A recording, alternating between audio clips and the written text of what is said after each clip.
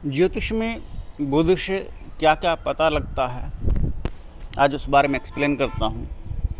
हालांकि बुध महादशा में कोई ज़रूरी नहीं है कि बुध से संबंधित विषय वस्तुओं या पदार्थों की ही प्राप्ति हो। ये बहुत सारे कारकों पर भी निर्भर करता है।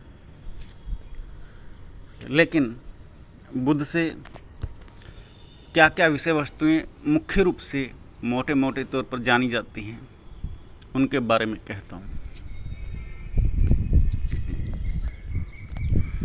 बुद्धं शरणं गच्छामि एक सेंटेंस है। लोग समझते हैं बुद्ध लोगों के लिए ही है, जबकि इसका अर्थ कुछ और है। बुद्धं शरणं गच्छामि, मैं बुद्ध की शरण में जाता हूँ। इसका अर्थ है मैं बुद्धि को ग्रहण करता हूँ। समस्त संसार बुद्धि से ही चलता है, अमीर हो या गरीब हो, जिसकी जैसी सामर्थ्य है। बुद्धि के बिना एक पल एक पग आगे नहीं बढ़ सकता। बुद्ध से बुद्धि गिनी जाती है और गुरु से विद्या। बिना बुद्धि के विद्या को ग्रहण भी नहीं किया जा सकता। बुद्ध सर्वप्रथम बुद्धि प्रदान करने वाले ग्रहों में से एक हैं, और बुद्ध में गड़बड़ हो जाए तो भ्रामकता उत्पन्न हो जाती है, जिसको बोलते हैं कंफ्यूज होना, जिसमें बहुत सारी विसंगतताएं सामने नजर आती हैं। और भ्रामकता एक बहुत बड़ा शब्द है। भ्रम, इल्यूजन, हेल्यूसिनेशन, भूल चूक। एक सेंटेंस भी लिखते हैं चालान पर अथवा बिल पेपर पर कि गुनाह भाग करते समय कोई भूल चूक हो जाए तो भूल चूक लेनी देनी। और दूसरे शब्दों में लिपि के त्रुटि भी बोलते हैं कि लिपि के त्रुटि के कारण ये लिखा गया। केवल एक अक्षर के होने पर सेंटेंस का अर्थ बदल जाता है, और एक अक्षर के ना होने पर सेंटेंस का अर्थ कुछ और हो जाता है। कोमा या फुल स्टॉप ना लगाएं, सेंटेंस कुछ और बन जाता है, अर्थ कुछ और देता है। और सेंटेंस में कोमा और फुल स्टॉप लगते ही या इन्वर्टेड कोमाज लगते ही वही सेंटेंस अपनी कला बदल देता है। और ये सब खेल, शब्दों के खेल अर्थात व्याकरण, ये बुद्ध के अंतर्गत आता है। किसी भाषा का अध्ययन करना, किसी भाषा में मास्टरी करना, लिंग्विस्टिक बनना, भाषा विज्ञान का शास्त्री बनना, ये बुद्ध के अंतर्गत आते हैं। बुद्ध से ही बीमा, वाणिज्य, गणित, और गणित का बहुत बड़ा विस्तृत क्षेत्र है। गणित में न केवल अकाउंटेंसी वाला गणित, सीए वाला गणित, बल्कि अगर गणित कहीं ज़्यादा गहरा और सूक्ष्म है, जैसे अंतरिक्ष विज्ञान की गणना, पुलों की बनाने की गणना, वो शनिदेव के क्षेत्र में चली जाती है। जबकि जो कॉमन सा गणित होता है वो उसको बुद्ध के अंतर्गत देखा जाता है, उसके अंतर्गत रखा जाता है। बुद्ध से मनुष्य के स्कंध, कंधे, बाजू, भुजाएं, उनकी मजबूती, उनके स्नायु तंत्र, कंधों का चौड़ापन, उंगलियों की पकड़ने की क्षमता। बहुत लोगों के हाथों में पकड़ की क्षमता नहीं होती, ग्रिप पावर नहीं होती। पकड़ से हाथ से बहुत सारी चीज़ें छूट जाती हैं, और ये मस्तिष्क में कहीं ना कहीं बुद्ध के कमज़ोर होने के तंत्रों का संकेत देता है।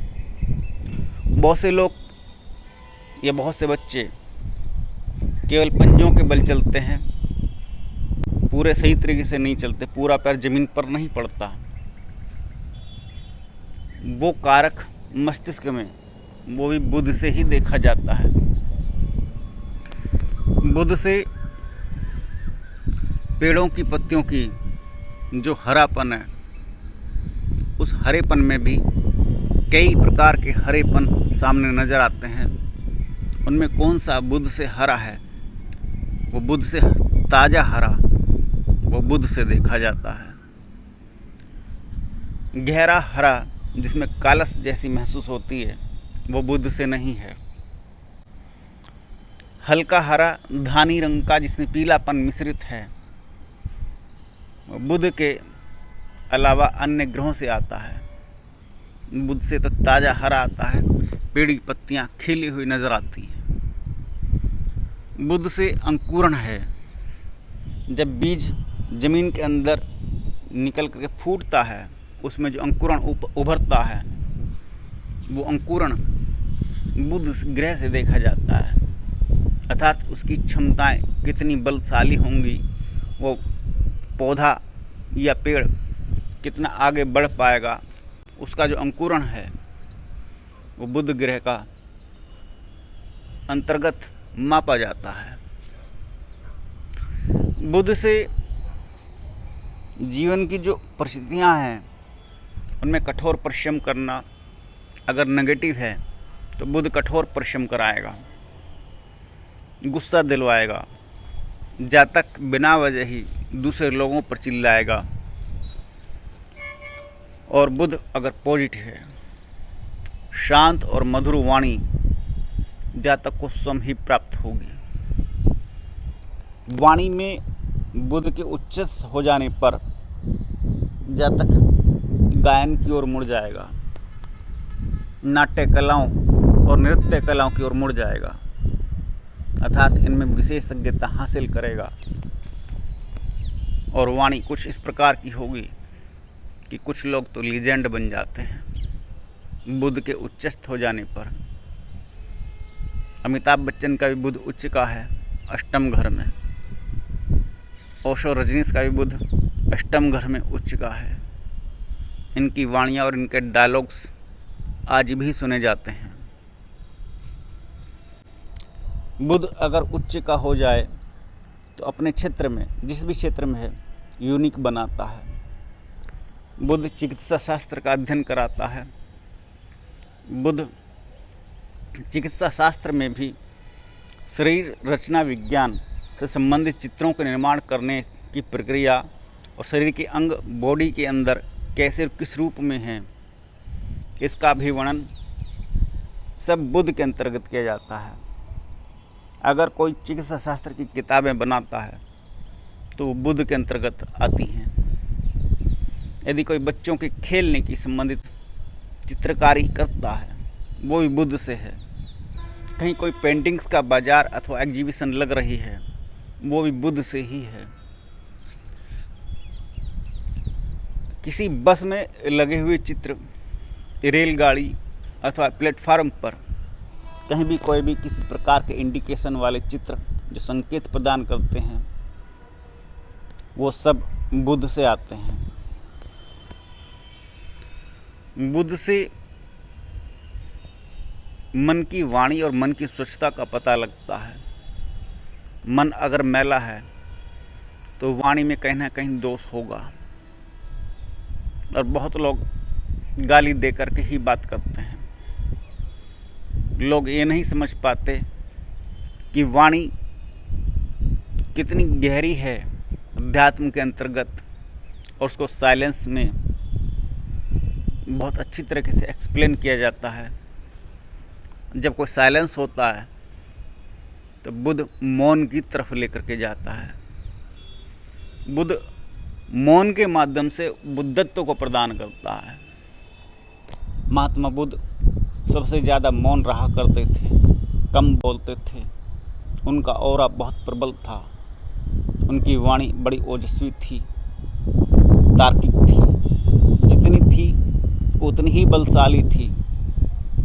ये सब बुध ग्रह के उच्च होने के फल हैं। बुध से वाणी, त्वचा, आंखों की सुंदरता, आंखों की भाषा, अर्थात आंखों से आंखों में इशारे करके बात कर लेना, ये सब बुध के अंतर्गत आता है। चेहरे के तिल या मस्से, होठों की सुंदरता, कानों की बनावट, शरीर के ऊपर बाल कितने हैं, उन बालों की शेप कैसी है, और गंजापन सिर के ऊपर, या बाल घने होना, या बालों की जो बनावट है, घुंघराले हैं, जंगली भैंसे के जैसे हैं, भिन्न भिन्न प्रकार की बारीकियों तक अगर आप जानना चाहते हैं तो आपको महसूस होगा कि बुध आपके संपूर्ण संयोजन में समाये हुए हैं। आज बुध का छोटा संक्षिप्त रूप कहा, ग्रह परिचय चल रहा है। आप सबका स्वागत है। नमस्कार।